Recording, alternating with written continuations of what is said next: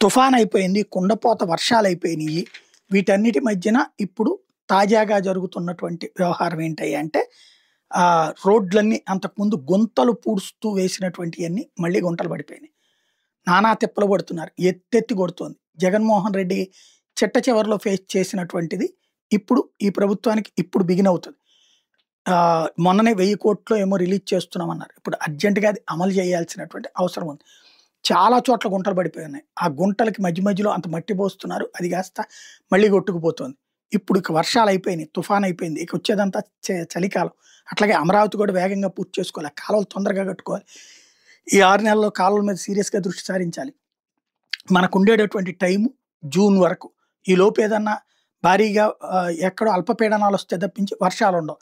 చల్లటి వాతావరణం ఉంటుంది తప్పించి ఈ 4 నెలలు చలికాలం డిసెంబర్, జనవరి, ఫిబ్రవరి, మార్చి దాకా ఉంటది. మార్చి నుంచి ఎండాకాలం ఉంటది. మార్చి, ఏప్రిల్, మేలో ఎండాకాలం ఉంటది. కాబట్టి ఇప్పుడు అర్జెంట్‌గా తొందరగా సెటిలైట్ చేసుకోవాల్సింది.